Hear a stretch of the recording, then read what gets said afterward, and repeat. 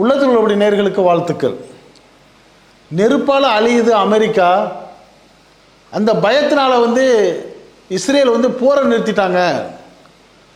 Israel மந்திரி சபையில் மந்திரி சபையே காலி ஆகிருச்சு. இராணுவ மந்திரியை பதவி வேளான ரிசைன் பண்ணுறாரு. 470 நாளாக தொடர்ந்து செஞ்சுக்கிட்டு இருந்த அந்த காசா போர் நிறுத்தம் கட்டாயமான ஒரு சூழ்நிலை ஆகிடுச்சு. காரணம் அமெரிக்காவில் மிக அழகிய மாகாணமான லாஸ் ஏஞ்சல்ஸ், கலிபோர்னியா 2 மாநிலத்திலையும் தீ பற்றிக்கிட்டு எரியுது. அது காட்டு தீன்னு சொல்கிறாங்க. காட்டு தீ காட்டுக்குள்ளே மட்டும் தானே எரியும். இது எப்படி நாட்டுக்குள்ளே வந்துச்சு? இந்த லாஸ் ஏஞ்சல்ஸுங்கிற ஹாலிவுட் நகரம். அங்கே 1000 கோடி 2000 கோடிக்கு உள்ள ஸ்டுடியோக்கள்லாம் இருக்குது. மிகப்பெரிய பணக்கார ஏரியாவாக, அழகான சுற்றுலாத்தல ஏரியாவாக, ஹாலிவுட் சினிமா நட்சத்திரங்கள் மிகுந்த ஏரியாவாக இருக்கிற அந்த நகரம் சுடுகாட்டோட மோசமாக போயிடுச்சு. கிட்டத்தட்ட 40,000 ஏக்கர் உள்ள இடங்கள்லேருந்து கட்டிடங்கள்லாம் பிடிச்சி எரிஞ்சு அப்படியே பஸ்மமாயிருச்சு. 12 நாட்களா? ஜனவரி 7ஆம் தேதி பிடிச்ச தீ 12 நாளாக கொழுந்து விட்டு எரிஞ்சிக்கிட்டு இருக்குது. கலிஃபோர்னியாவிலேயும் லாஸ் ஏஞ்சல்ஸ்லேயும் காட்டு தீ அப்பப்போ வர்றது சகஜம்தான். அப்படி வர்றப்போலாம் ஏற்கனவே என்ன பண்ணுவாங்க, 2-3 சிறிய விமானங்களில் என்ன பண்ணுவாங்க, போய் தண்ணி பீச்சு அடிப்பாங்க, சில பவுடரை தூவாங்க, நெருப்பு அணைஞ்சு போயிடும். ஆனால் இந்த முறை தொடர்ந்து தீயுடைய வேகம் ப்ளோயர் வச்சு அடிக்கிற மாதிரி தீ பரவ ஆரம்பிச்சிருச்சு. அது மரஞ்செடிகளை மட்டும் செய்யலை, நாட்டுக்குள்ளே டவுனுக்குள்ளே பெரிய பெரிய கட்டிடங்கள்லாம் பிடிச்சி அப்படியே நெருப்பு புலம்பாக எரிஞ்சிக்கிட்டு இருக்குது. இதையெல்லாம் பார்த்த இப்போ அதோடைய அதிபராக இருக்கிற ஜோ பைடன் அலண்டு போயிட்டார். இவர் அலண்டு போகிறத விட ஜனவரி 20ஆம் தேதி பதவியேற்க இருந்த ட்ரம்ப் அதை விட பயங்கரமாக அரண்டார். ஐயோ என்ன பண்ணுறது, நம்ம பதவியேற்க போகிறப்பவே இங்கே நாடு பற்றிக்கிட்டு எரியுதுங்கிற ஒரு கவலை அவருக்கு வந்துருச்சு. இப்படிலாம் இருக்கிறப்ப அந்த இஸ்ரேலுடைய பிரதமர் இருக்காருன்னு நெதன்யாகு, அவருக்கு என்ன ஒரு பயம் வந்துருச்சு.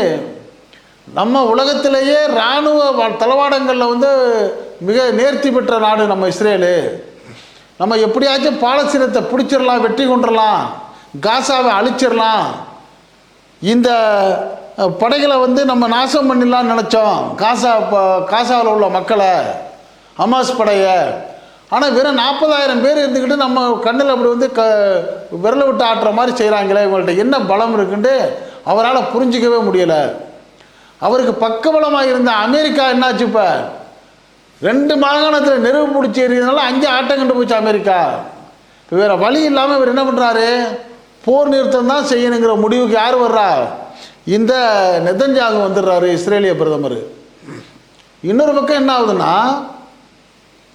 இப்போ நடப்பில் இருக்கக்கூடிய அந்த ஜோ பைடனுடைய ஆட்சி காலம் ஜனவரி 19ஆம் தேதி முடியுதுல. ஜனவரி 20ஆம் தேதி ட்ரம்ப் பதவிக்கு வந்துடுவார். அப்போ அவர் என்ன நினைக்கிறாரு, நம்ம 19ஆம் தேதி வரைக்கும் நம்ம தான் இந்த நாட்டுடைய அதிபர். ஆனால் நம்ம பீரியடில் அமெரிக்காவில் இப்படி 2 மாகாணங்கள் நெருப்பு பிடிச்சி அழிஞ்சிருச்சு. கிட்டத்தட்ட லட்சோப மக்கள் அகதிகளாகிட்டாங்க. பல லட்சம் பல கோடீஸ்வரனாக இருந்தவரெல்லாம் கட்டிடத்தை இழந்து, வீட்டை இழந்து, சொத்தை இழந்து, சோத்தை இழந்து அகதி முகாமுக்கு போய்ட்டு சோத்துக்கு பிச்சை எடுக்கிறது, தட்டெடுத்துக்கு நிற்கிற சூழ்நிலை வந்துருச்சு. இப்போ எப்படி இந்த 2 மாகாண மக்களை நம்ம காப்பாற்ற போகிறோம், இந்த நகரத்தை எப்படி இனிமேல் உருவாக்க போகிறோம், இதுக்கு எவ்வளவு லட்சம் கோடி பணம் தேவைப்படுது, என்ன பண்ணுறதுன்னு அவர் தலையில் கை வச்சுக்கிட்டு இருக்கிறப்ப அவருக்கு இன்னொரு பயம் வந்துருச்சுன்னா, இந்த காசா போரை நிறுத்தலைன்னா அடுத்து 20ஆம் தேதி ஆட்சி அமைக்க போகிற ட்ரம்ப் நிறுத்தி விட்டாரா, அவருக்கு நல்ல பேர் கிடைச்சிடும், நம்மளுக்கு கருப்பு புள்ளி விழுந்துடும். அதனால் நம்ம பீரியடில் இந்த போரை முடிவுக்கு கொண்டு வரணுங்கிற ஒரு வலுக்கட்டாயமான சூழ்நிலைக்கு ஜோ பைடனும் வந்துட்டார். பாருங்கள் இயற்கை எப்படி சூழலை உருவாக்குது பாருங்கள்.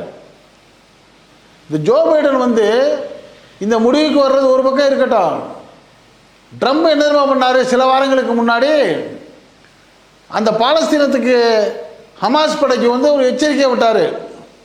20ஆம் தேதி ஜனவரி 20ஆம் தேதி நான் காசாவில் ஒரு நரகத்தை காட்ட போகிறேன்டார். யார் சொன்னது? ட்ரம்ப்பு. எந்த தைரியத்தில் சொன்னார்? 20ஆம் தேதி அவர் பதவியேற்க போகிறார்ல, அதனால் 20ஆம் தேதி நான் காசாவில், பாலஸ்தீனம் காசாவில் நரகத்தை காட்ட போகிறேன்டார். அப்போ இயற்கை என்ன பண்ணுச்சு, நீ நரகத்தை காட்டுறியா பாலஸ்தீனத்தில், அமெரிக்காவில் நான் அதுக்கு முன்னாடி நீ 20ஆம் தேதி என்ன காட்டுற, நான் 7ஆம் தேதியே காட்டேன்னு பாருண்டு ஜனவரி 7ஆம் தேதியே அங்கே நெருப்பு பிடிக்க ஆரம்பிச்சிருச்சு. நெருப்பு பிடிச்சி கொழுந்து விட்டு எரியுது. அணைக்கிறதுக்கு என்னென்னமோ முயற்சி பண்ணுறாங்க, அணைக்க முடியலை. இந்த அமெரிக்கா எப்போவுமே என்ன பண்ணும்னா, உலக நாடுகளில் எங்கேயெல்லாம் பிரச்சனை இருக்கோ அங்கெல்லாம் சண்டையை மூட்டி விட்டுரும். சண்டையை மூட்டி விட்டு அவர்களுக்கு ஆயுதம், துப்பாக்கி, குண்டு, ஏவுகணைகள் இதெல்லாம் வியாபாரம் பண்ணுறதுல ரொம்ப மும்முரமாக இருப்பாங்க. இப்படி அடுத்தவன் வீட்டில் இளவு விழுறதை பார்த்து சந்தோஷப்பட்டுக்கிட்டே இருந்த அமெரிக்கா வந்து தன் நாட்டுக்கு வரப்போகிற ஆபத்தை கண்டுகொள்ளவே இல்லை. தன் நாட்டில் இந்த மாதிரி வருஷா வருஷம் காட்டுத்தீ உருவாகாமல் அதை தடுக்கிறதுக்கான முன்னேற்பாடை கவனிக்கலை. அந்த முன்னேற்பாட்டுக்கான பாதுகாப்புக்கு போதுமான நிதி ஒதுக்கலை. இது அடுத்தவன் நாட்டை அழிக்கிறதே குறியாக இருந்தவுடனே ஆட்டோமேட்டிக்காக அவன் நாட்டில் 2 மாகாணம் அழிஞ்சே போச்சு. உலகமே வியந்து பார்க்குது. ஏன்னா வல்லரசுன்னு சொல்கிறான் அமெரிக்கா, இவ்வளவு கேவலமாக ஒரு நெருப்பு அணைக்க முடியலை. லட்சம் மக்கள், கோடீஸ்வரன்லாம் பிச்சைக்காரனாக போயிட்டான். சோத்துக்கு வந்து தட்டு எடுத்துகிட்டு போய்ட்டு முகாமில் அடைகிற அளவுக்கு ஆகிப்போச்சு அப்படின்ட்டு ஒரு பக்கம் பேசக்கூடிய சூழ்நிலை வந்தவுடனே வேறு வழி இல்லாமல் போரை நிறுத்தித்தான் ஆணுங்கிற ஒரு கட்டாயம் வந்துருச்சு.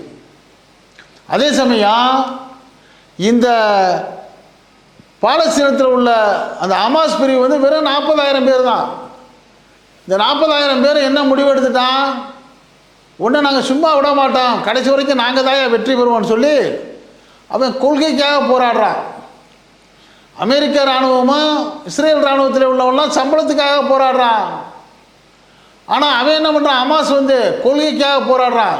ஜெயிச்சா நாடு, நாங்கள் தோத்துட்டோம்னா எங்களுக்கு சொர்க்கம்டா அப்படிங்கிற மாதிரி கொள்கையோடு போராடினதுனால வெற்றி அவன் பக்கம் போயிட்டே இருக்குது.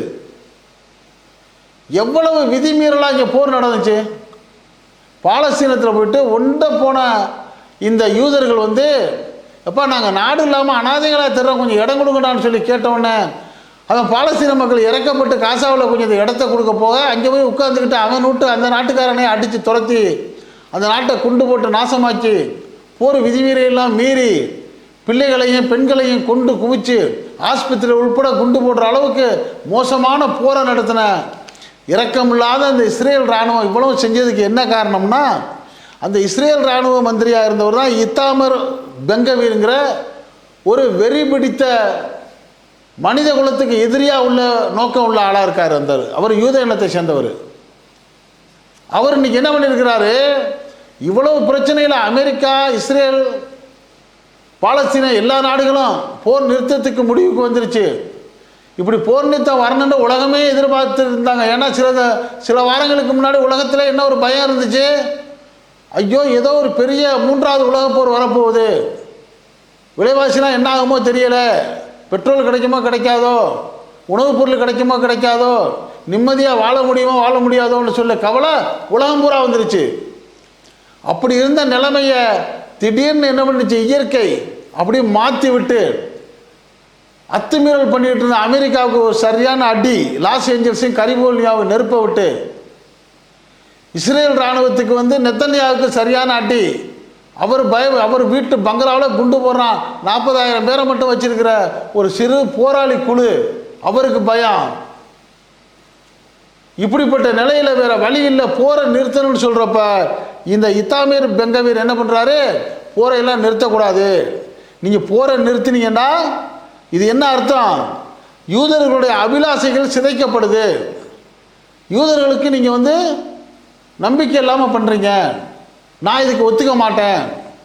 ஒருவேளை இந்த நெதன்யாகு வந்து இந்த காசா போரை நிறுத்துறேன்னு அறிவிச்சிட்டாருன்னா நாங்கள் மந்திரி சபையிலேருந்து விலகிடுவோம் அப்படின்னு யார் சொல்கிறா, இந்த போர் குணம் கொண்ட நீதி நியாயம் இல்லாமல் போர் தொடுக்கக்கூடிய இந்த அநியாயக்காரரான இத்தாமர் பெங்கவீர் வந்து அறிவிப்பு விட்டதோடு இல்லாமல் இன்னைக்கு இந்த ஜனவரி 19ஆம் தேதி என்ன பண்ணுறாரு, அவர் ரிசைன் பண்ணுறாரு.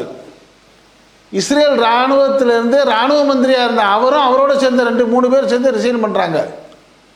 ரிசைன் பண்ணிட்டு அவங்க சொல்லக்கூடிய நோக்கம் என்ன, நாங்கள் முன்னையே சொன்னோம் இந்த காசா போர் நிறுத்தக்கூடாது, பாலஸ்தீனத்தை அழித்து ஒழிக்கணும், ஹமாஸ் படையை ஒன்றுமில்லாமல் ஆக்கணும், அங்கே உள்ள அந்த காசா மக்களையெல்லாம் நாசமாக்கிடணும், அதுதான் எங்கள் நோக்கம், அந்த யூத மக்களுடைய விருப்பமும் அதுதான். அதை நிறைவேற்றாத இந்த நெதன்யாகுவுக்கு நாங்கள் கூட்டணியில் இருக்க தேவையில்லை அப்படின்னு சொல்லி அந்த யாகுதி கட்சியை சேர்ந்த இந்த இத்தாமர் பெங்கவீர் என்ன பண்ணுறாரு, அந்த பதவியை விட்டு விலகிடுறாரு. நீ விலகினாலும் விலகு, என்னமோ போய் என்ன ஆளவடியான்னு சொல்லிட்டு அந்த நெதன்யாகு என்ன பண்ணுறாரு, அறிவிச்சது தான் போர் நிறுத்தம்னு முடிவு எடுக்கிறாரு. இந்த முடிவுக்கு வந்து அமெரிக்கா ஏன் உடன்படுதுன்னா, அமெரிக்காவுக்கு இயற்கையாக வச்ச ஆப்பு 7ஆம் தேதி நெருப்பு பிடிச்சிக்கிருச்சு. அது எந்த ஏரியாவில் நெருப்பு பிடிச்சிக்கிறதா ரொம்ப முக்கியம். பாலஸ்தீன முஸ்லீம் மக்களுக்கு பெரும் கொடுமைகளை கொடுத்த யூத மக்கள் வாழ்கிறாங்க. எங்கே வாழ்கிறாங்க? அந்த லாஸ் ஏஞ்சல்ஸ்லேயே கலிபோர்னியா அமெரிக்காவில் இந்த 2 மாகாணத்தில் தான் இந்த யூத மக்கள் அதிகமாக வாழ்கிறாங்க. அந்த யூத மக்கள் வசிக்கக்கூடிய அந்த 2 மாகாணத்தில் தான் இந்த நெருப்பு பிடிச்சி 12 நாளாக கொழுந்து விட்டு எரியுது. கிட்டத்தட்ட 12,000 கட்டிடங்கள் காலி, 40,000 ஏக்கர் பரப்பளவு கொண்ட நகரம் காலி. எங்கே பார்த்தாலும் அப்படி சுடுகாடு போல் காட்சி ஆயிடுச்சு. நீங்கள் எல்லாம் கேள்விப்பட்டிருப்பீங்க ஹாலிவுட்டுன்னு. இப்போ ஹாலிவுட்டு, கோலிவுட்டு, பாலிவுட்டுன்னு சொல்லுவாங்கள்ல, இதுக்கெல்லாம் தலைமையான ஹாலிவுட்டு தான். அந்த ஹாலிவுட் நகரம் தான் இந்த லாஸ் ஏஞ்சல்ஸ். ஒவ்வொரு திரைத்துறையினரும் பல லட்சம் கோடிகளை கொண்ட கட்டிடங்களை வச்சுருப்பாங்களாம். அவ்வளோ பெரிய பணக்காரங்க. அதெல்லாம் நீங்கள் பிடிச்சி எரிஞ்சு நாசமாக போயிட்டு சுடுகாடு மாதிரி ஆகிட்டு, அப்படி பல லட்சம் கோடி அதிபராக இருந்தவெல்லாம் பிச்சைக்காரனாகி இன்றைக்கி முகாமில் போய்ட்டு சோத்துக்கு தட்டேதி நிற்கக்கூடிய சூழ்நிலையில் இயற்கை அங்கே ஏற்படுத்தினோட தான் அமெரிக்காவுக்கு பயம் வந்துருச்சு. அப்படி இன வெறி கொண்ட யூதர்கள் இருக்கிற பகுதியில் தான் நெருப்பு பிடிச்சி அடிச்சு வச்சிருக்கிறப்ப இந்த அமெரிக்கா மக்களுக்கும் பயம் வந்துருச்சு, இஸ்ரேல் பிரதமருக்கும் பயம் வந்துருச்சு. ஐயோ, நம்ம பெரிய தப்பு பண்ணுறோம் போல இருக்குது, இயற்கையாகவே இப்படி ஒரு சூழல் வந்துருச்சு, இனிமேல் நம்ம வந்து போர்னு தொடுத்தோம்னா நம்ம மக்கள் வந்து என்ன பண்ணுவாங்க, நம்மளை வந்து தோஷம் பண்ணிடுவாங்க. ஏன்னா அந்த இஸ்ரேலில் உள்ள மக்களே வந்து நெதன்யாவுக்கு எதிராக போராட ஆரம்பிச்சிட்டாங்க. காரணம் வந்து இஸ்ரேலுடைய இராணுவ வீரர்களை வந்து ஹமாஸ் படை பிடிச்சி வச்சுருக்காங்க பணைய கைதியா. ஹமாஸ் படை வீரர்களை வந்து இஸ்ரேல் இராணுவம் பிடிச்சி வச்சுருக்கு. அப்போ ஹமாஸ் என்ன சொல்கிறான், நீ ஒன்றும் போரை நிறுத்து. ஹமாஸ் மட்டும் சொல்லலை, உலக நாடுகளே சொல்லுது, நீ போரை நிறுத்து, 2 பேரும் பணைய கைதிகளை பரஸ்பரம் நீங்கள் வந்து பகிர்ந்துக்கங்க அப்படின்னு சொல்கிறப்ப இவங்க போரை நிறுத்தாததுனால, பணைய கைதிகளை பகிராததுனால இஸ்ரேலில் உள்ள பணைய கைதிகளாக போயிருக்க அந்த இராணுவ வீரர் குடும்பத்தில் உள்ளவங்களாம் நெதன்யாகு மேலே ப்ரெஷர் கொடுக்க ஆரம்பிச்சிட்டாங்க. நீ என்னையா நீ பாட்டுக்கு எல்லாம் சேஃபாக ரூம்குள்ளே உட்காந்துக்கிட்டு எங்கள் வீட்டுக்காரெல்லாம் போய்ட்டு அவன் பணைய கைதியாக பிடிச்சி வச்சுருக்கிறான், அவன்லாம் உசுரோடு இருக்கானோ இறந்துட்டானோ எனக்கு கவலையாக இருக்குது, நீ எங்கள் கணவரெல்லாம் மீட்டுக்கூடியாண்டு போராடக்கூடிய அளவுக்கு அந்த மக்களுடைய மனநிலை வந்துருச்சு. அதனால் வேறு வழி இல்லாமல் என்ன பண்ணுறாரு, இந்த நெதன்யாகு வந்து போர் நிறுத்தத்துக்கு முடிவுக்கு வந்துட்டார். அமெரிக்கா நெருப்புக்கு பயந்து 2 மாகாணம் போச்சு, இன்னும் நம்ம செஞ்சோம்னா இன்னும் அடுத்த மாகாணம்லாம் போயிருமோங்கிற அந்த பயத்தில் அவர் வந்துட்டார். இவன் ஹமாஸ் படம் என்ன பண்ணுறான், காசாவில் என்னுடைய நாடு என் பூமியை நீ பறிச்சுக்கிட்டு என்னை நாசம் பண்ண நினைக்கிறா, ஒன்றை நான் ஒழிச்சிட்டு நான் ஜெயிக்கிறேன்னா இந்த மண்ணில் உயிரை கொடுக்கணும்னு சொல்லி துணிஞ்சவன் சண்டை போட்டுக்கிட்டே இருக்கிறான். ஆனால் உலகம் முழுக்க என்ன நினைக்கிறாங்க, போரை நிறுத்தணும்னு நினைக்கிறாங்க.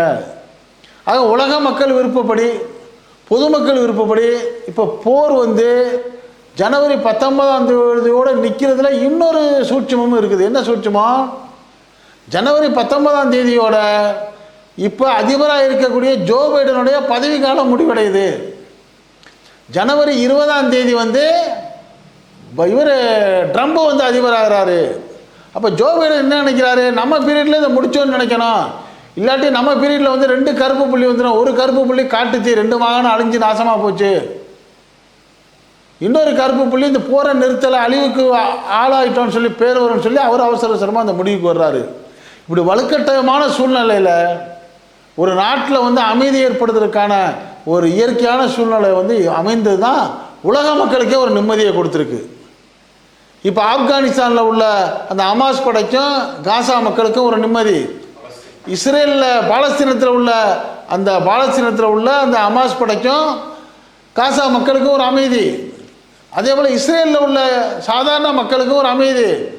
அமெரிக்காவில் உள்ள மக்கள் என்ன எதிர்பார்த்துருப்பாங்க, இவன் அமெரிக்கா பண்ணுற அநியாயத்துக்கு நம்ம நாடெல்லாம் பிடிச்சி எரியுது, நிறுத்தின வரைக்கும் சந்தோஷம், இனிமேல் நம்மளுக்கு எதுவும் தவறு நடக்காதுங்கிற அமெரிக்கா மக்களுக்கும் ஒரு நிம்மதி. இதையெல்லாம் பார்த்து உலகம் முழுக்க உள்ள மக்களுக்கு அப்பாடா 3வது உலக போர் வருங்கிற பயம் இல்லடாங்கிற ஒரு நிம்மதி. இப்படி ஒரு பெரிய நிம்மதி பெருமூச்சு உலகத்தை பூரா இன்னைக்கு உருவாயிருக்குங்கிறது தான் நம்மளுக்கு சந்தோஷமான ஒரு செய்தியாக இருக்குது. இதே போல் போர்களோ துவேஷங்களோ வக்கிரமங்களோ இனிமேல் நடக்கக்கூடாதுன்னு உலகமே எதிர்பார்த்துக்கிட்டு இருக்கிறப்ப வக்கிரம புத்தி கொண்ட அந்த யூத இராணுவ மந்திரியாக இருந்த இந்த இத்தாமர் பெங்கவீர் மாதிரி 3-4 பேர் அந்த இன்னும் அந்த கொடுங்குணத்தோடவே இருக்கிறாங்க. அவர்களும் அந்த உலகளாவிய அந்த ஐநா சபையுடைய தண்டனைக்கு ஆளாக்கப்படுவாங்க அப்படின்னு ஒரு செய்தி வருது. காரணம் வந்து இந்த இத்தாமர் பெங்கவீர் வந்து 3 மதங்களுக்கும் சொந்தமாக இருக்கக்கூடிய அந்த ஜெருசலத்தை யூதர்களுக்கு மட்டும் கைப்பற்றணுங்கிறதுல குறியாக பல போராட்டங்கள் நடத்தியிருக்கிறாரு. அது மட்டும் இல்லாமல் அந்த ஜெருசலத்தில் முஸ்லீம்களுக்கு கூடிய அலெக்சா பள்ளிவாசலுக்குள்ளே போயிட்டு யூத கோயில் கட்டணும்னு 1 மாதத்துக்கு முன்னாடியே போராட்டம் நடத்தியிருக்காரு.